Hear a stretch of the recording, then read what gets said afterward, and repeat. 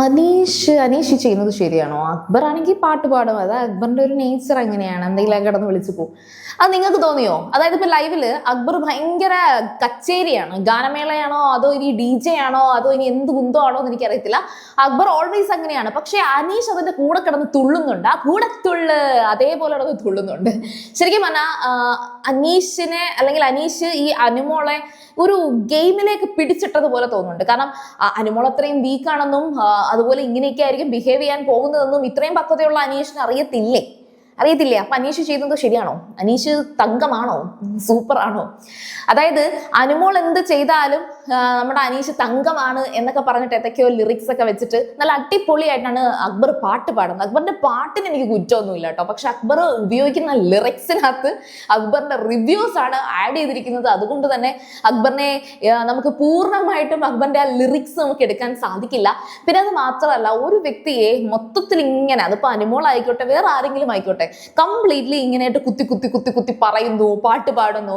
ഇത്തരത്തിൽ പാട്ട് പോലെയൊക്കെ വരുമ്പോഴത്തേക്കും അത് എല്ലാവരും ഏറ്റുപാടാൻ തുടങ്ങുന്നു. എസ്പെഷ്യലി ആദിലയും നൂറയും ഭയങ്കരമായിട്ട് അത് ഏറ്റുപാടുന്നുണ്ടായിരുന്നു, നെവിനും ഏറ്റുപാടുന്നുണ്ടായിരുന്നു. പിന്നെ അങ്ങോട്ട് ആദിലയും നൂറയും അതങ്ങ് പതുക്കെ അങ്ങ് സ്റ്റോപ്പ് ചെയ്തു. കാരണം വെച്ചാൽ നല്ല രീതിയിൽ അനുമോളായിട്ട് കൊള്ളിക്കുന്നുണ്ട് കേട്ടോ. അപ്പം ഇത് അനുമോളെന്നല്ല, നിങ്ങളത് ചിന്തിച്ചു നോക്കുകയെ, ഏതൊരു വ്യക്തിയെയും വലിച്ചു കീറി ഒട്ടിക്കുന്നതിന് തുല്യമാണ്. മാനസികമായിട്ട് അവർ ഭയങ്കരമായിട്ട് വീക്കാകും.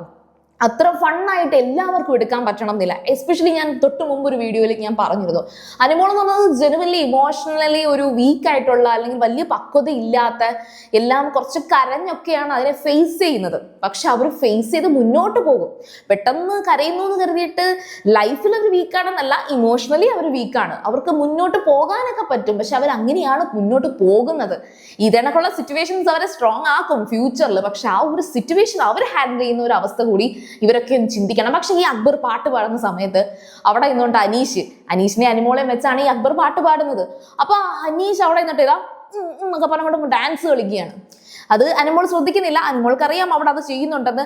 അപ്പൊ അനീഷ് എന്നിട്ട് പറയുന്നുണ്ട്, ഈ പാട്ട് ഞാൻ എൻ്റെ ഹൃദയത്തിൽ ചേർത്ത് വെച്ചു എന്നൊക്കെ പറയുന്നുണ്ട്. ശരിക്കും പറഞ്ഞാൽ അനീഷ് ആ ഒരു സിറ്റുവേഷൻ അങ്ങനെ ഹാൻഡിൽ ചെയ്യുന്നതാണോ എന്നും അറിയത്തില്ല. എന്നാൽ പോലും എനിക്കെന്തോ അതങ്ങോട്ട് സുഖിച്ചില്ല. അതുകൊണ്ടാണ് ഞാൻ പറഞ്ഞത്, ഓഫ് കോഴ്സ് ഇപ്പൊ അനുമോള് അനീഷിന്റെ ആ ഒരു കോൺവെർസേഷൻ, അതായത് ആ ഒരു പ്രണയവും പിന്നെ അങ്ങോട്ടുള്ള പ്രപ്പോസൽസും പിന്നെ അങ്ങോട്ട് ഒരു അതിനെ കൺക്ലൂഡ് ചെയ്തുകൊണ്ട് ഇന്ന് രാവിലെ അനീഷ് സംസാരിച്ച കാര്യവും അതിനുശേഷവും ഈ പറയുന്ന അനുമോള് കുറച്ചു നേരം അതിലെടുത്തും ന്യൂറെടുത്തും അയ്യോ അനീഷ് ചേട്ടൻ എന്നൊക്കെ പറഞ്ഞുകൊണ്ടിരുന്നതും ഒക്കെ അതൊക്കെ എനിക്ക് കുറച്ച് നെഗറ്റീവായിട്ട് ഫീൽ ചെയ്തു. അതായത് അനുമോള് വീണ്ടും അനീഷിന്റെ കാര്യം അവിടെ സംസാരിച്ചുകൊണ്ടിരിക്കേണ്ട കാര്യമൊന്നുമില്ല. ആ ചാപ്റ്റർ ക്ലോസ് എന്ന് അനീഷ് പറഞ്ഞ സ്ഥിതിക്ക് അതങ്ങ് ക്ലോസ് ചെയ്തിട്ട് കളഞ്ഞിട്ട് കാര്യം നോക്കണം എന്ന് നമുക്ക് ഈസി ആയിട്ട് പറയാം. പക്ഷെ അതവിടെ അനുമോള് ചെയ്യണം.